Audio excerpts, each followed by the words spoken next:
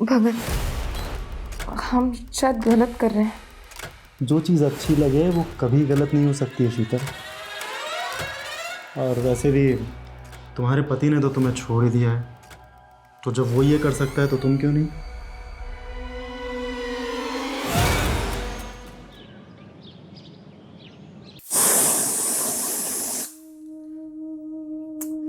तेरे पापा भी ना कभी फोन ही नहीं उठाते।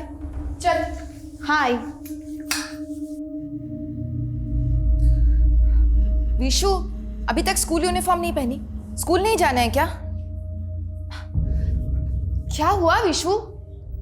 मम्मी, विशु पापा को मिस कर रहे हैं। पापा आ जाएंगे ना तो सब पहले जैसा ठीक हो जाएगा। लेकिन तेरे पापा को फुर्सत मिलेगी तब आएंगे ना। 1 साल हो गया, उन्होंने अपना चेहरा भी नहीं दिखाया। उन्हीं का फोन है, जा विशु को बुला। हाँ। रोहित, आपको बोलने का कोई फायदा तो नहीं है, लेकिन कम से कम बच्चों के लिए तो फोन किया कीजिए। तो क्या मेरे बिना बच्चे भी नहीं संभाल पा रही हो तुम? संभाल तो मैं बहुत कुछ रही, जॉब भी करने लगी हूँ अपने बच्चों के फ्यूचर के लिए। अरे तो छोड़ दो ना जॉब, खर्चे के लिए पैसे भेजता तो हूँ हर मंथ। पैसे ही सब कुछ होते हैं क्या रोहित? अगर ऐसे ही करना था तो मेरे साथ साथ बच्चों की जिंदगी क्यों? अरे यार वो वापस से शुरू मत करो, ये बताओ फोन क्यों किया था? मैं मम्मी आगे नहीं आना।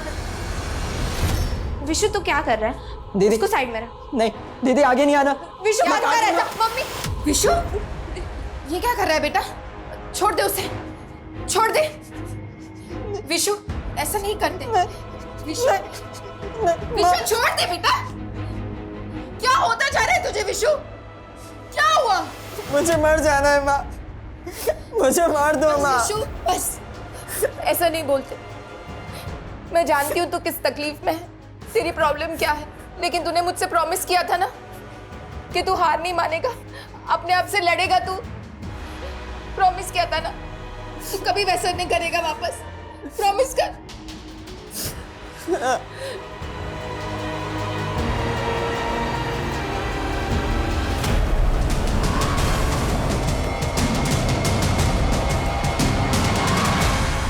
मालिक की मनमानी नहीं चलेगी, नहीं चलेगी, नहीं चलेगी। कोयल को इंसाफ दो, इंसाफ दो, इंसाफ दो।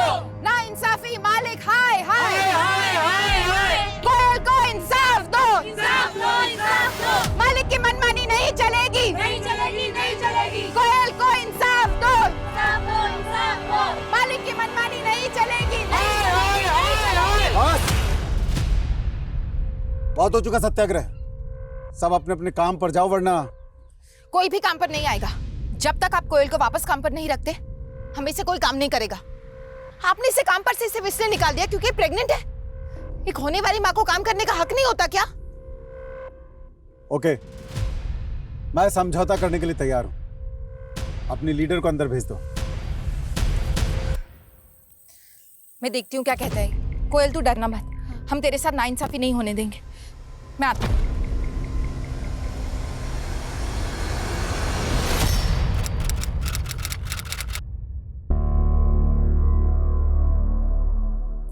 काफी टाइम हो गया यार, शीतल दीदी अभी तक नहीं आई। पता नहीं क्या चल रहा है अंदर। अंदर चलते हैं।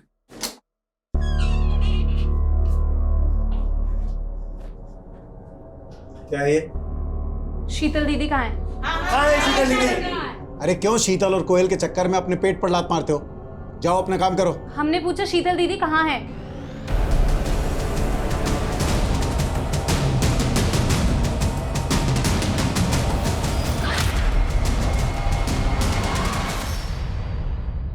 मामला बहुत ही सेंसिटिव है। इंटेलिजेंस का कहना है कि हमारे डिस्ट्रिक्ट में स्लीपर सेल्स बना पड़ा है जो किसी भी टेररिस्ट एक्टिविटी को अंजाम दे सकते हैं। हम इसको बिल्कुल भी लाइटली नहीं ले सकते। हमें करंट केसेस पे काम करने के साथ साथ हमारे एरिया में जितने भी होटल्स हैं, गेस्ट हाउस हैं, उनमें रुकने वालों की डिटेल्स डेली बेसिस पे वेरीफाई करनी होगी। और साथ ही पिछले 6 महीने में हमारे एरिया में जितने भी नए किराएदार आए हैं, शॉपकीपर्स आए हैं या जो कोई भी संदिग्ध है, उनकी लिस्टिंग करनी होगी। ओके सर, हम ये सारी इंफॉर्मेशन गैदर करते हैं। और याद रहे, ये बात लीक नहीं होनी चाहिए कि इस दौरान हम इतनी एहतियात क्यों बरत रहे हैं। Clear sir? मूव।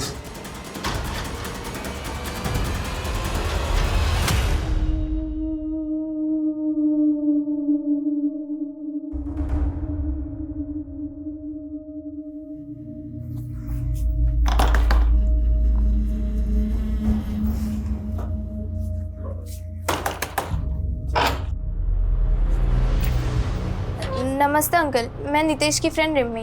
बोलो। वो अंकल, नितेश कई दिनों से कॉलेज नहीं आ रहा है, वो यहाँ नहीं रहता, वो दुबई चला गया। क्या? दुबई? लेकिन ऐसे कैसे हो सकता है? उसने तो इस बारे में मुझे कुछ नहीं बताया। तो अब मैं बता रहा हूँ ना, चलो जाओ जाओ यहाँ से। लेकिन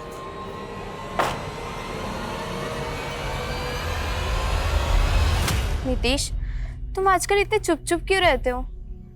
कुछ प्रॉब्लम है क्या? रिमी, जब मैं 7 साल का था मेरे पेरेंट्स चल बसे और मेरे चाचा, मैं उन्हें अब खलने लगा हूं। मेरे साथ ऐसे बात करते हैं जैसे मुझे पढ़ाकर मुझ पर एहसान कर रहे हैं। मुझे तो लगता है कि मेरे पेरेंट्स की प्रॉपर्टी के लिए कहीं वो मुझे रास्ते से ना हटा दे।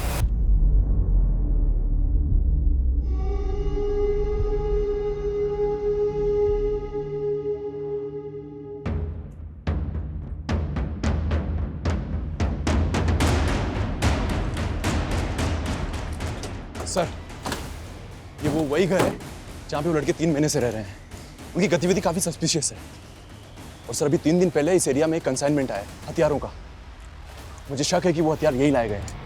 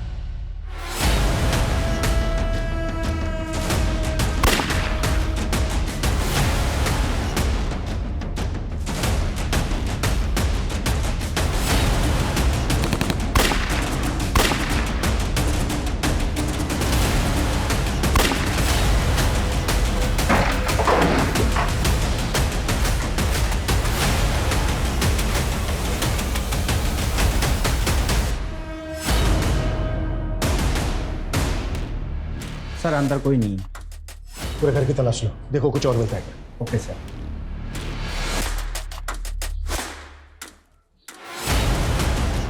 वर्मा सर, ये देखो पीछे का रास्ता खुला हुआ है। हो सकता है यहाँ पर और भी लोग हो जो इस रास्ते से भाग गए हो। एक टीम लेकर इस डायरेक्शन में जाओ, क्विक फास्ट। सर। साहब,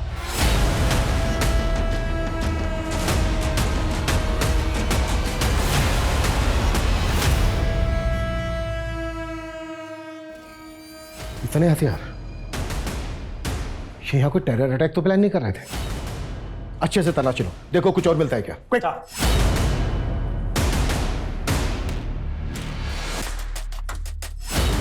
सर,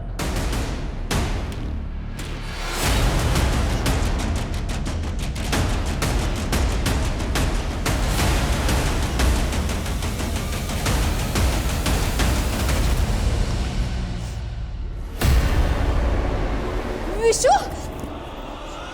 विशु, विशु उठ, विशु, विशु तो ठीक है ना? विशु, विशु, पापा, विशु, पापा, मम्मी ने कहा था ना पापा जल्दी आ जाएंगे पापा। मम्मी, मम्मी, मम्मी भी आ जाएंगी। रुक रुक, मैं कॉल करता हूँ। मम्मी,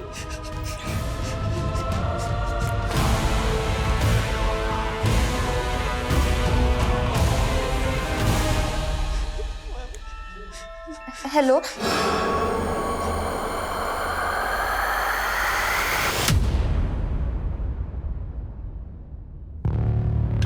ये सारे के सारे हथियार बहुत ही एडवांस्ड हैं। लगता है बॉर्डर पार से आए होंगे। सर, वो मरने वाले क्रिमिनल्स की पहचान नहीं हो पाई और वो पीछे के दरवाजे से कौन भागा था ये भी पता नहीं चला। वो घर किसका था पता क्या? सर, वो एक NRI का घर है जो सालों से बंद पड़ा था। शायद इसीलिए उन क्रिमिनल्स ने उसे अपना अड्डा बना लिया। वो क्रिमिनल्स कौन थे, उनका मकसद क्या था, और उस घर में इतने सारे लड़कों के फोटोग्राफ मिला, इन फोटो पर कोड लिखे होना। हमें मारे गए क्रिमिनल्स के साथ साथ इन सबकी भी पहचान पता करनी है, हर शख्स को आइडेंटिफाई करना है, और उस एनआरआई की बैकग्राउंड भी खंगालो जिसके घर में अड्डा बनाकर बैठे थे। Okay sir. सर एक लड़की आई है, उसकी माँ मिसिंग है सर। हमने उसकी कंप्लेंट भी लिखी है, लेकिन वो आपसे मिलने की जिद कर रही है। सर प्लीज़ मेरी मम्मी को जल्दी से ढूंढ दीजिए। मेरे पापा भी यहाँ नहीं रहते, और तो और मेरे छोटे भाई की तबीयत भी खराब है। आप दोनों अकेले हैं सर। अरे बेटा, नहीं, प्लीज नहीं, सर। बेटा बेटा बिल्कुल भी आप घबराओ मत, बिल्कुल मत घबराओ बेटा। हम आपकी मम्मी को ढूंढ लेंगे। बेटा आपने अभी कहा कि आपके पापा यहाँ नहीं रहते, तो फिर कहाँ रहते हैं आपके पापा? वो मुंबई में जॉब करते, तो उन्हें आने में टाइम लगेगा। अच्छा बेटा, आपकी मम्मी कहाँ गई थी जहाँ से वो वापस नहीं आई? मम्मी हरिनगर में एक फैक्ट्री में जॉब करती है। कल फैक्ट्री से वापस ही नहीं आई, और फिर कौन सी फैक्ट्री में जॉब करती है आपकी मम्मी? सर शीतल दीदी को लेके हम लोग बहुत परेशान हैं। कल दोपहर में वो हमारे साथ यही धरना कर रही थी मालिक के खिलाफ। धरना? जी सर, वो हमारा मालिक बहुत खराब इंसान है। उसने कल दीदी को समझौते के लिए कैबिन में भी बुलाया था। हमारे सामने ही दीदी अंदर गई थी, लेकिन वापस नहीं लौटी। वापस नहीं लौटी मतलब? सर मालिक ने बोला कि वो चली गई, लेकिन हम मान ही नहीं सकते, दीदी हमसे बिना मिले चली गई। सर मैंने उन औरतों की शर्तें नहीं मानी, तो कुछ भी मेरे लिए अनाप शनाप बोल रही है, बदनाम कर रही है मुझे। पहले शीतल की बात कर, जैसा क्या हुआ था यहाँ पर जो गायब हो गई वो? सर उस दिन मैं यहाँ पे मुफ्त की सैलरी बांटने के लिए नहीं बैठा हूँ, लेकिन अगर तुम चाहो तो तुम्हारा फायदा करवा सकता हूँ। मैं समझौते की बात करने आई हूँ सर, मेरे फायदे की नहीं। नुकसान तो मैं अपना भी नहीं होने दूंगा, लेकिन तुम्हारा फायदा करवा सकता हूँ। देखिए सर, तेरा फोन ले लो। मैं अभी बिजी हूँ, बाद में बात करती हूँ। क्या? एक मिनट। सर वो जैसे ही केबिन में आई उसका फोन बजा सर, ऐसे लगा जैसे कोई इमरजेंसी कॉल हो। वो फोन पे बात करते हुए केबिन से बाहर चली गई और लौट के आई नहीं सर। हमसे बिना पूछे शहर से बाहर मत जाना।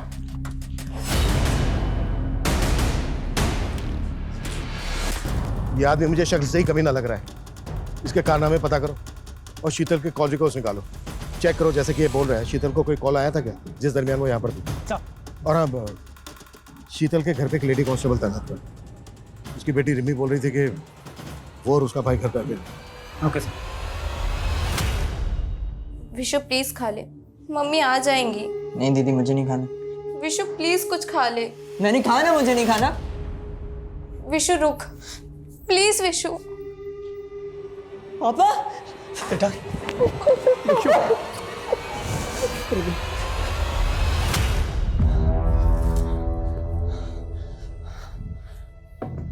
सर वो सलीम भाई और जावेद को तो पुलिस ने,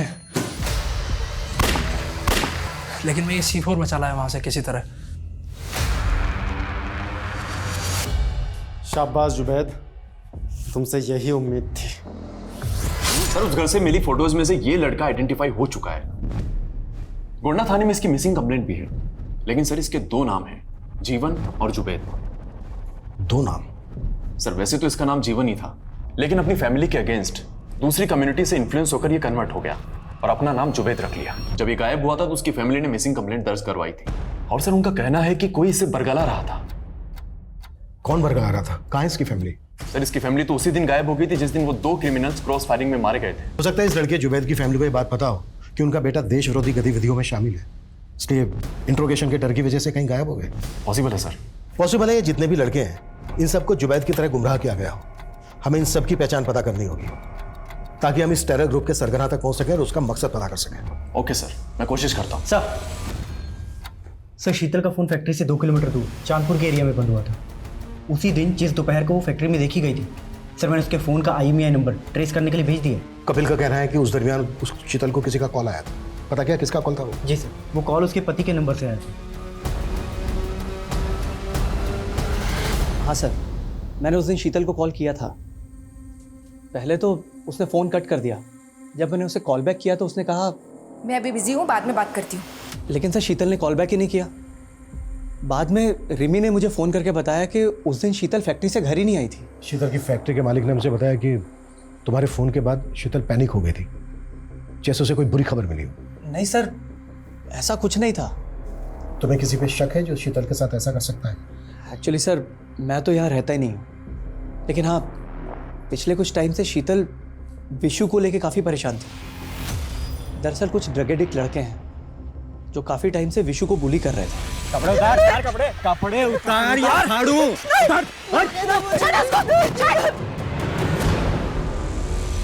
मुझे लगता है उन लड़कों ने ही शीतल के साथ कुछ।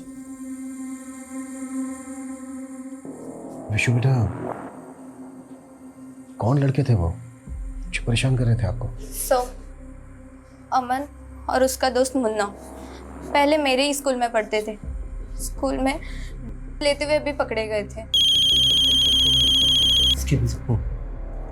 कहाँ रहते हो? उनका एड्रेस नहीं मालूम। आप हमें ये बता दो कि वो दोनों कहाँ पढ़ते थे, वहाँ से हम पता कर लेंगे एड्रेस। हाँ sir, rainbow high school. Excuse me sir, Chandpur इलाके के तालाब में एक औरत की लाश मिली।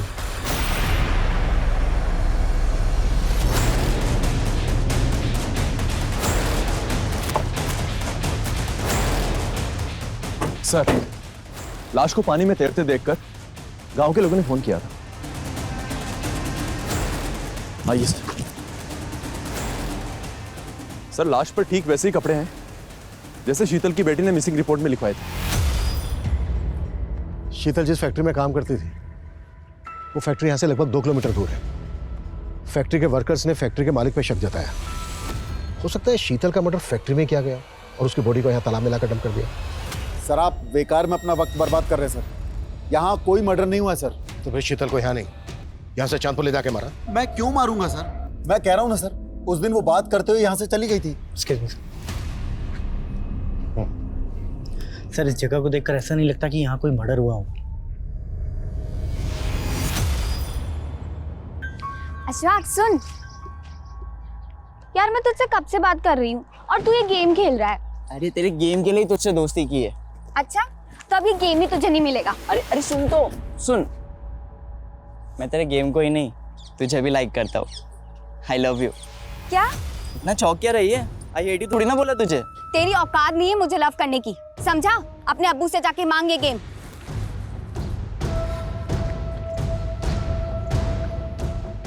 चल आजा मेरे साथ, गेम भी मिलेगा और लड़की भी। पोस्टमार्टम रिपोर्ट के मुताबिक शीतल के सर पर पत्थर के टुकड़ों के ट्रेसेस मिले हैं। मतलब पहले शीतल के सर पर पत्थर से वार किया गया, फिर उसकी बॉडी को तालाब में ले जाकर फेंक दिया गया। सर, रिपोर्ट के मुताबिक तो शीतल मौत के पहले सेक्सुअली एक्टिव थी। सर, हो सकता है कि उसका किसी ने रेप किया हो और लाश को तालाब में फेंकने की वजह से रेपिस्ट का डीएनए वाइप आउट हो गया। पोस्टमार्टम रिपोर्ट रेप कंफर्म नहीं करती है। अगर शीतल सेक्सुअली एक्टिव थी तो डेफिनेटली अफेयर चल रहा था उसका किसी के साथ, क्योंकि पिछले 1 साल से उसका पति रोहित मुंबई में था। सर, शीतल के कॉल रिकॉर्ड्स में इस भगत बिष्ट नाम के आदमी का नंबर मिला है। और सर, जिस तरह से शीतल इसे फ्रीक्वेंटली कॉल किया करती थी, सर हो सकता है कि वो अफेयर इन दोनों के बीच में हो। भगत बिष्ट। अब्बू, वीडियो गेम कब दिला रहे हो? पहले परीक्षा में 75% देकर के पास हो जाओ, फिर उसके बाद में जो मांगोगे वो दिलवा देंगे। 75%? इतने तो मेरे बाप के भी नहीं आएंगे कभी। अरे क्या कर रहे हो? बच्चा है। अरे ऊँट जैसा बड़ा हो गया और बच्चा है। अरे बैल जैसी बुद्धि लेकर घूम रहा है। गेम चाहिए इसे, गेम चाहिए।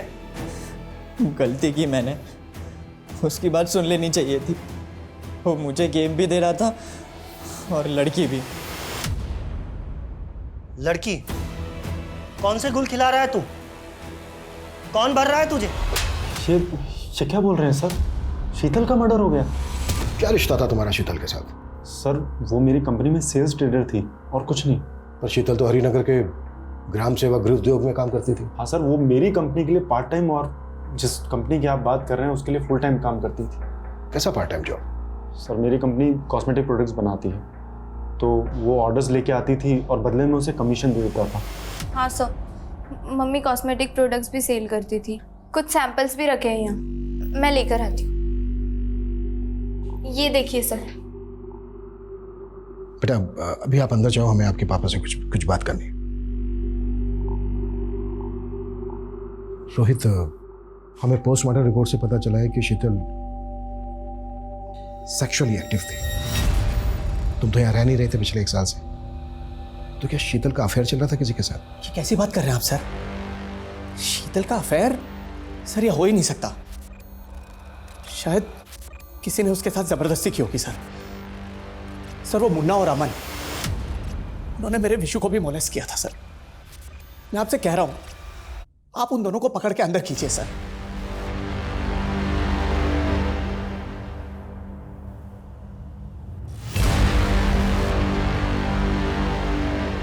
सर हम शीतल के अफेयर की थ्योरी बना रहे थे, लेकिन मुझे लग रहा है उसके पति का मुंबई में अफेयर होगा। सर ये सरिता है, इसका नंबर हमें रोहित की सीडीआर में मिला। दोनों काफी टच में थे और शीतल की हत्या के 15 दिन पहले से सरिता का नंबर कनाडा में एक्टिव है। सरिता और शीतल के पति रोहित के बीच क्या चल रहा था, ये सब कुछ अच्छे से पता करो। और एक्सक्यूज मी।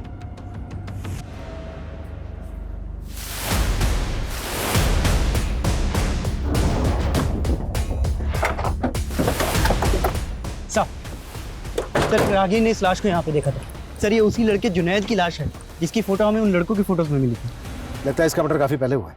हाँ शायद ये लड़का हमारे रडार में आ चुका था, इसी वजह से टेरर ग्रुप ने इसको मार दिया। इस टेरर ग्रुप को कौन रन कर रहा है, मकसद क्या है उनका, अभी तक हम ये भी पता नहीं लगा पाए। अच्छा, इस लड़के के अलावा जो बाकी लड़के थे जिनके फोटोग्राफ लेते हैं, उनकी पहचान पता करने के लिए क्या कर रहे हैं हम लोग? सर कोशिश तो जारी है। मुझे इस केस की कड़ी जल्द से जल्द जोड़नी है। Okay sir.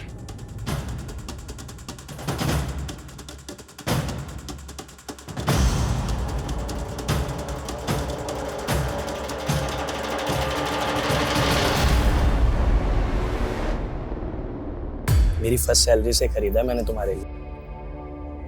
लेकिन नितेश, तुमने कहा था कि जॉब के साथ साथ तुम कॉलेज नहीं छोड़ोगे। रिमी वो तब होता अगर मुझे पार्ट टाइम जॉब मिलती, लेकिन इस जॉब में मुझे फुल टाइम देना पड़ता। Full time job? वैसे तुम क्या जॉब कर रहे हो?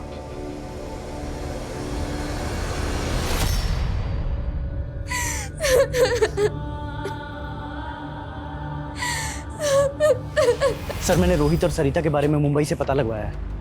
सर वहाँ वो दोनों एक ही फ्लैट में रहते थे और वो भी लिव इन में। मैं शीतल को कोई धोखा नहीं दे रहा था सर, बल्कि शीतल और मैं तो एक दूसरे को डाइवोर्स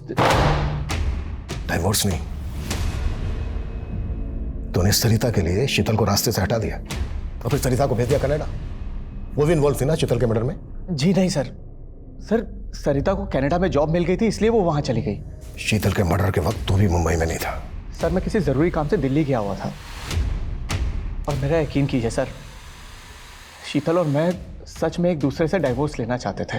मैं जानती हूँ हमारे बीच झगड़े होते हैं, लेकिन मैंने आज तक आपके साथ कभी बेवफाई नहीं की।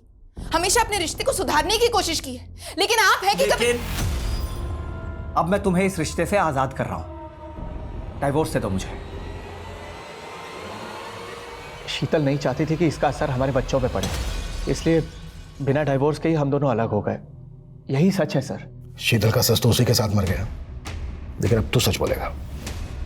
एक सच बता, शीतल के साथ फोन पे क्या बात हुई थी तेरी? तूने जानबूझकर शीतल को बाहर बुलाया और मरवा दिया उसको।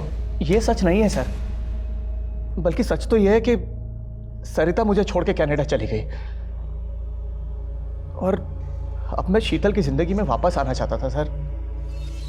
ये दुख की बात है कि मैं शीतल को ये कह ही नहीं पाया। सर जिन लड़कों की फोटोज हमें मिली है उनमें से ये एक लड़का नितेश इसी इलाके में रहता है। शीतल की बेटी रिम्मी के साथ पढ़ता है और शीतल के घर इसका काफी आना जाना भी था। हाँ सर, नितेश मेरा अच्छा दोस्त था। मैं काफ़ी दिनों से उसके बारे में पता करने की कोशिश कर रही थी, लेकिन कुछ पता नहीं चला। हमें शक है कि नितेश एक टेरर ग्रुप से जुड़ा था। नहीं सर, वो तो बोलता था कि उसे अपने चाचा से खतरा है। उसके चाचा ने उसके पेरेंट्स की सारी प्रॉपर्टी हथिया ली थी।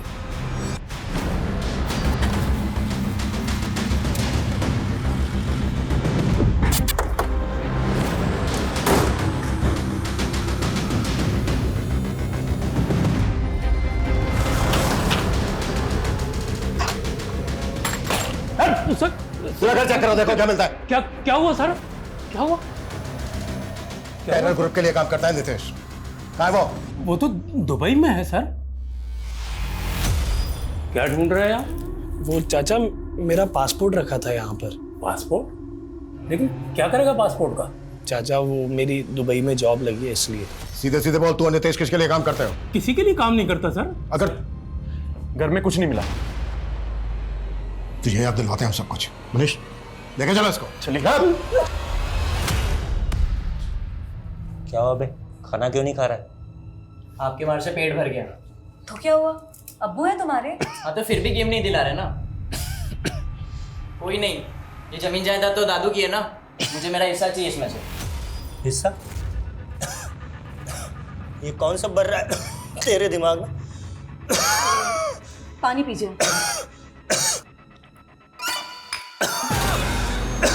क्या हुआ? क्या हुआ? क्या हुआ आपको?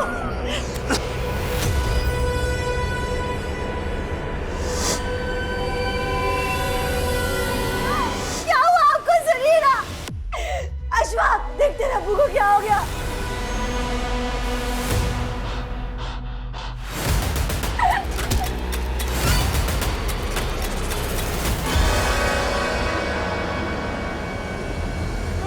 बता दो सर। मानता हूँ विशु की मम्मी ने हम दोनों को अंदर करवाने की कोशिश की थी, पर हमने नहीं मारा उन्हें। तू और तेरे दोस्त अमन मलस करते थे ना विशु को? नहीं सर, वो तो हमारे पैसे नहीं दे रहा था, तो हम बस डरा रहे थे उसे सर। किस बात के पैसे? हमने सर उसे माल बेचा था। तो विशु ड्रग्स लेता था? मानता हूँ सर, हमने उसे ड्रग्स लेना भी सिखाया, पर उसकी मम्मी के साथ सर हमने कुछ नहीं किया सर। ये जब तक सच नहीं खुले ना, नहीं सर। विशु बेटा आप ड्रग लेते थे? बोलो बेटा। सर विशु ने उस दिन के बाद से कभी ड्रग्स नहीं ली।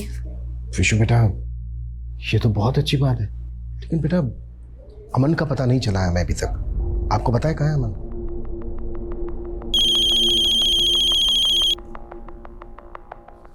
हाँ मनीष।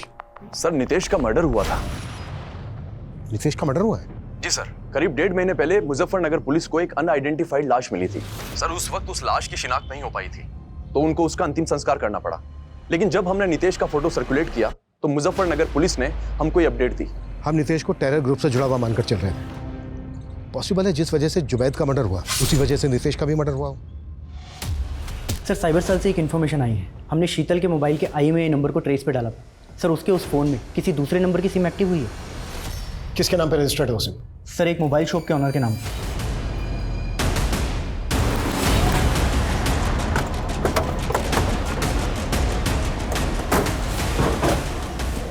सर मैंने तो ये फ़ोन बेचने के लिए ख़रीदा था, ये टूटा हुआ था। मैंने इसे रिपेयर किया और सिर्फ चेक करने के लिए अपनी सिम डाली थी, बस सर। किससे खरीदा था? एक कचरा बीनने वाला था, उसने कहा कि उसे ये फ़ोन कहीं पड़ा हुआ मिला था, मैंने सस्ते में खरीद लिया सर। कहाँ है वो? मुझे नहीं मालूम सर। सर मैंने इससे पहले उसे कभी नहीं देखा। चल थाने चल, सब पता चल जाएगा। नहीं सर। अभिषेक चल। सर लेकिन मैंने क्या किया?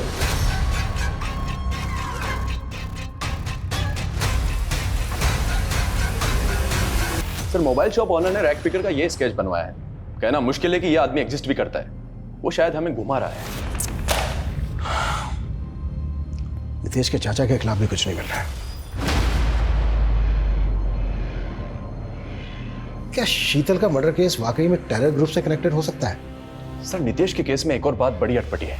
नितेश का फोन ऑफ हुआ था सहारनपुर के जमुना मार्केट के आसपास, और उसकी लाश मिली मुजफ्फरनगर में, जो यहाँ से काफी दूर है।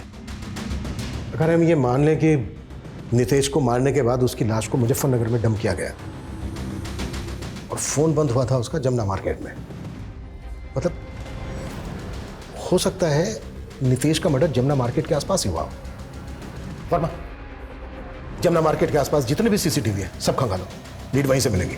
Okay sir. सर ये कॉस्मेटिक बिजनेस वाला भगत बिष्ट सर, ये अपना ऑफिस बंद करके पता नहीं कहाँ भाग गया। व्हाट?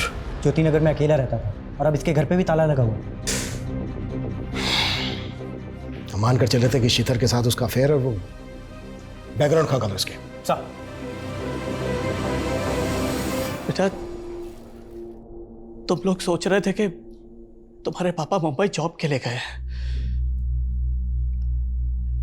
लेकिन मैं तुम लोगों से बहुत दूर चला गया था बेटा, अलग हो गया था। मैं मानता हूं मैं भटक गया था, लेकिन ये सच है कि बेटा मैं तुम लोगों के पास वापस आना चाहता था। काश कि मैं पहले वापस आ जाता तो ये सब कुछ होता ही नहीं। अपने पापा को माफ कर दो।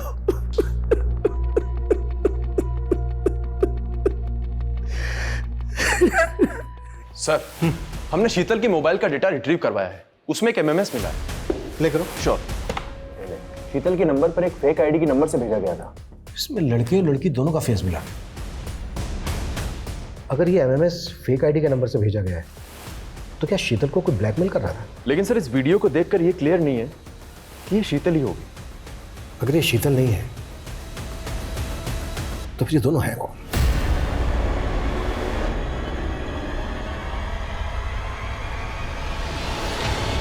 सर भगत का फोटो हमने हर जगह सर्कुलेट किया था। भोपाल से इसकी एक हिस्ट्री मिली। सर इसका असली नाम भगत नहीं अशफाक है। और सर 15 साल की उम्र में इसने अपने माँ बाप को खाने में बेहोशी की दवा देकर बेहोश किया और जिंदा ही अपने घर में दफना दिया था। सर 2 महीने बाद जब इस क्राइम का खुलासा हुआ तो भोपाल पुलिस ने इसे अरेस्ट कर लिया था, लेकिन सर उम्र कम होने के कारण इसे जुवेनाइल होम भेजा गया। लेकिन सर ये वहाँ से भी भाग गया था। उसके बाद से ये अंडरग्राउंड था। इसका लेटेस्ट फोटो भोपाल पुलिस के हाथ तब लगा जब ये नाम बदलकर भोपाल में अपने एक दोस्त से मिलने गया था, लेकिन सर ये तब भी पकड़ा नहीं गया था। ये नाम बदलकर कॉस्मेटिक का धंधा कर रहा था। एक हिस्ट्री शीटर के पास इतना सारा पैसा, जाहिर सी बात है इसने इससे पहले भी बड़े बड़े कांड किए होंगे। इसका जो भोपाल का दोस्त है उसका पता करो, हो सकता है अभी भी उसके टच में हो।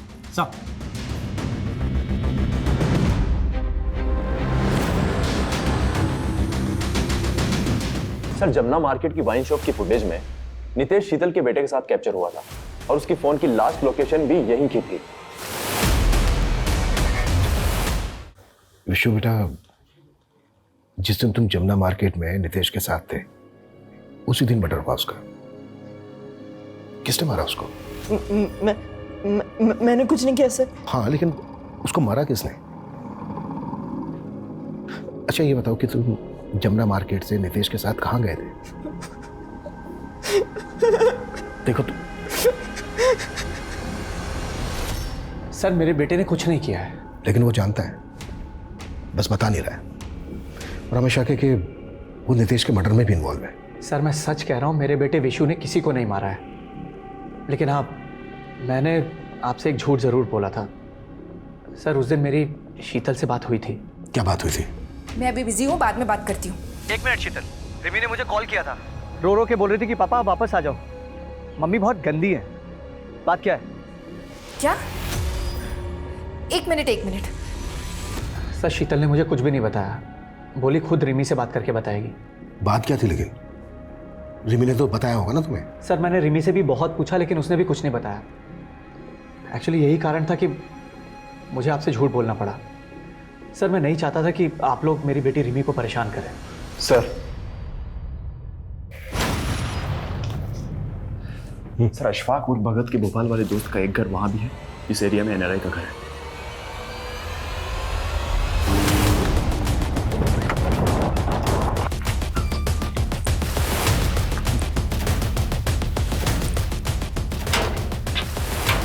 तोड़ो।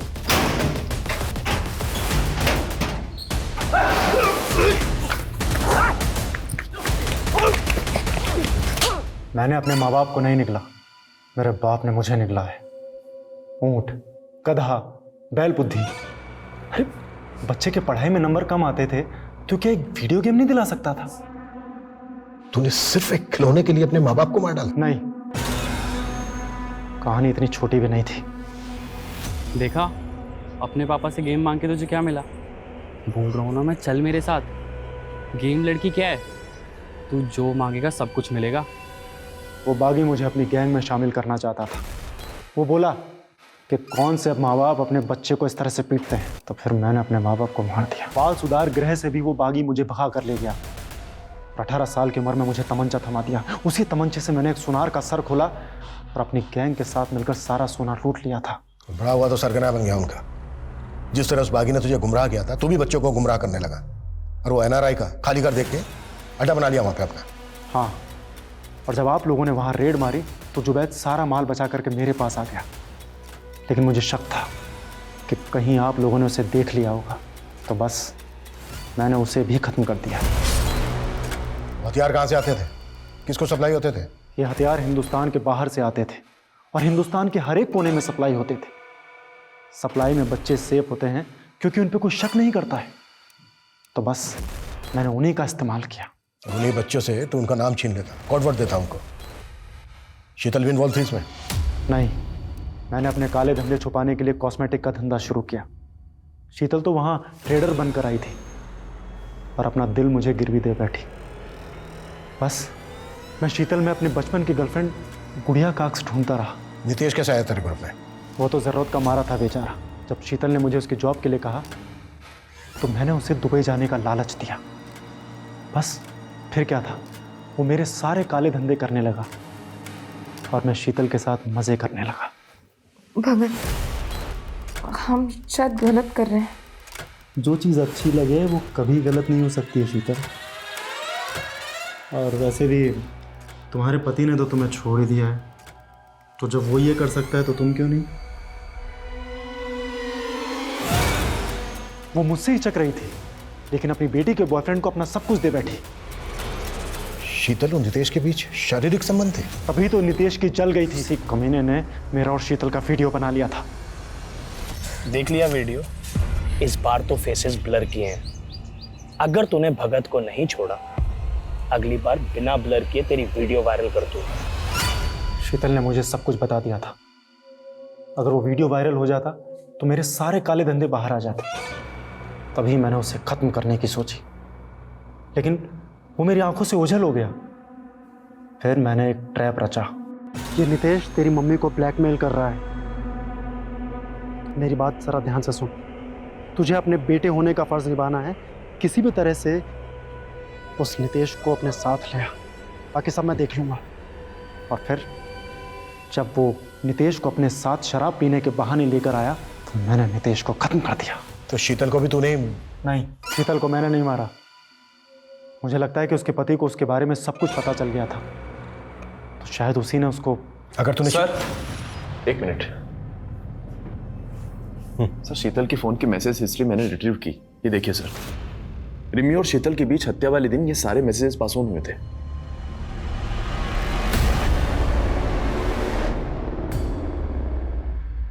तुम अपनी मम्मी को मारने के बाद उन्हीं की मिसिंग कंप्लेंट फाइल करवाने हमारे पास आ गई, क्योंकि उन्होंने मेरे दोस्त नितेश के साथ।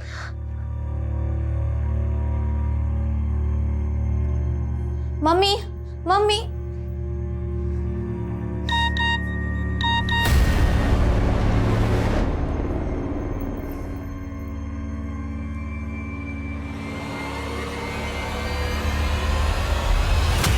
मैं नितेश के लिए 1 महीने से परेशान थी और फिर मैंने मम्मी के मैसेज हिस्ट्री और कुछ वीडियोस देखे। मैं समझ गई थी कि उनका मुझे बहुत गुस्सा आया, लेकिन मैंने उनसे कुछ नहीं कहा। मैंने पापा को फ़ोन कर दिया था। फिर पापा ने मम्मी को कॉल किया और मम्मी मुझे कॉल कर रही थी, पर मैंने उनका फ़ोन नहीं उठाया, तो उन्होंने मुझे मैसेज किया। मैसेज करके फैक्ट्री के पास चांदपुर बुलाया। बोली वही बात करेंगी मुझसे।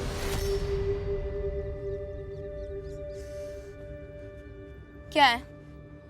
बेटा, मैं बहुत बुरी हूँ, खुद की नजरों में गिर चुकी हूँ, मुझे माफ कर दो। नाटक बंद करो आप। मुझे बस इतना बता दो, नितेश कहाँ है? नितेश? मुझे नहीं पता। क्यों? मार दिया ना उसको? रिमी, नहीं बेटा, आपका कोई भरोसा नहीं।